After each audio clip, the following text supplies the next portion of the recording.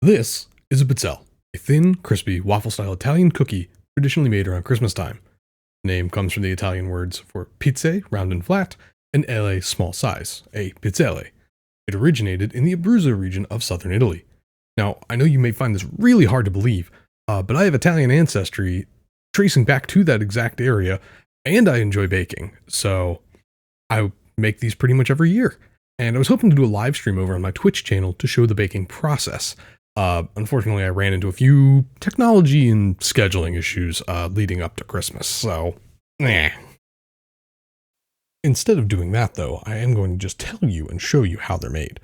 Pizzelles are typically made using a fairly simple recipe of eggs, sugar, butter, and some divisive flavoring, kind of like anise, oh, sorry, not that one, or vanilla, lemon, or even pumpkin. The batter is then put into a pizzelle iron where it is pressed and baked, typically a process that I have found takes under a minute. I've sped up this process, but the first step is to cream together butter, sugar, and eggs to make the first part of the batter. Typically you do this with a stand mixer, and I can attest using a hand mixer with basic tools is not awesome. The next step involves sifting flour, salt, and baking powder together. I've always done this in a separate bowl, but I don't think that's completely necessary. In this case, I was making a double batch of pizzelles, which makes a ton, and it was easier to just run one batch's worth of ingredients through my sifter at a time.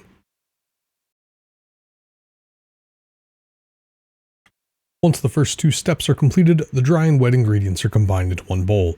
When everything is well incorporated, it's time to add your flavor of choice. As you'll see, I'm going traditional and using both anise seed and anise extract, because I grew up with that and look forward to it every year. But this would also be a fine spot, I'm sure, to add your vanilla or citrus flavor instead, but just check your recipe for anything outside of juices and extracts, because I don't think now's a good time to add that pumpkin puree that you've been thinking about. Pizzelles are traditionally made using a special patterned iron, 2 at a time. The recipe I'm following from decades past calls for oil to be spread across the iron during preheating. However, I've found that on a modern iron like this one, which probably has a better non-stick surface, that oil just ends up making a bigger mess. And that becomes more obvious throughout the video once I put in some batter, as you'll start to see the oil and batter dripping down the sides and the front of the iron. My recipe says that the process for baking 2 pizzelles should only take 15 to 20 seconds. But I've rarely found that to be the case. As I'll show near the end of this video, it's probably because my recipe says each cookie should be made from only 1 teaspoon of batter, which is much less than the measured with my heart amount of batter that you see here. When the cookies are done in the iron, typically with that golden brown color, they get moved over to the cooling racks with towels set on top. As they cool, they'll reach that ideal crispy state, and once cooled, they get moved into your storage container of choice. In this case, because of how many I was making, I was using a pretty big container and some other cookie tins in order to give them away to friends. Depending on what you're going for, you could take a pizzelle right from a wooden rod or anything else instead of laying it flat. And depending on the diameter, you could use like a filling and you could make some sort of pseudo cannoli or just have it more conveniently packaged. I have always gone full traditional though, leaving them flat like this, and I am not about to stop.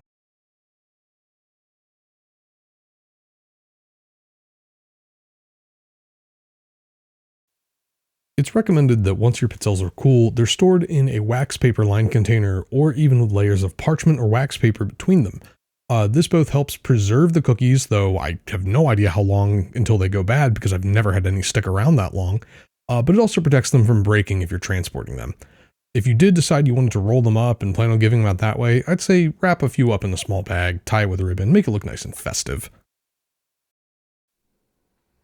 Now this next section of the video is going to show you what a real-time bake looks like. Spoiler, it takes a while. Even something like getting the batter off the spoon is not always the easiest task, and my mom actually laughed at me when I told her I was doing this, so she gave me a proper cookie dough scoop for Christmas the other day. But once you do manage to get the batter in place, it's time to close the iron and bake.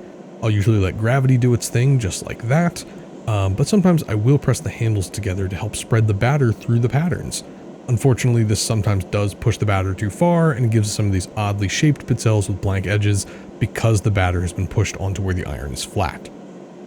As you can see, I counted to about 20 seconds here, following that old recipe, and the pizzelles, well, unfortunately they were just not done. There's a lot of begging, pleading, negotiating with old gods, and some minor sorcery when it comes to using pizzelle irons. The iron tries to regulate its average temperature, which just means it heats up and then turns off so it can cool before heating up again. In this case, I think I got the batter down as it was cooling, so I had to do a full cycle to get enough heat to bake the pizzelles. And the other thing is that because this is such a time-sensitive process, you can't really walk away for too long. I said you can't walk away for too long. I said, oh, thank you, past me. And as you can see here, finally, over a minute from when I put the iron lid down, these pizzelles are finally done. And now it's time to take them off and let them cool. But imagine doing this process roughly 40 times. Honestly, it absolutely worth the wait and worth the work. I mean, you could dust these with powdered sugar once they've cooled. I personally think they're perfect just the way they are, and, you know, enjoy them. The last thing I'll leave you with this video is what it would look like if I followed the recipe exactly. All the ingredients are the same, it's the same batch of batter, but this is calling for the 1 teaspoon of batter per cookie baking for 15 to 20 seconds. As you can immediately see, 1 teaspoon is significantly less than that amount I measured with my heart earlier. My first thought was that there was no way these cookies could ever be the full size. You would never be able to see the full pattern from the iron. And maybe old irons just made smaller cookies. I'm not really sure, I don't have one to look at, but I was at least hopeful that in 15 to 20 seconds, I would have fully baked pizzelles. And I even squeezed the handles to help them out, and I thought that would help spread the batter appropriately, and we'll get something close to what the pizzelle should look like.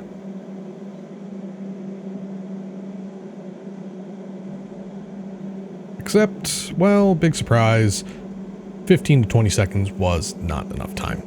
I must have hit the cooling cycle again for the iron. These things are pretty finicky, you just kind of have to learn to live with it. This whole process ended up taking the same amount of time as most of my other bakes, and I just got significantly smaller pizzelles out of it, so I think from here on out I'm just going to stick with my interpretation of the recipe that's worked over the years.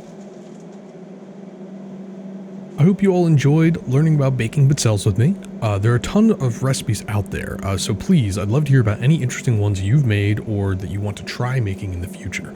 Pizzelle irons aren't horribly expensive, and I hope you're able to get one and make some pizzelles soon. Be on the lookout for some music-related videos soon, and hope to see you over on my stream at twitch.tv/base40. Happy holidays, and enjoy your pizzelles!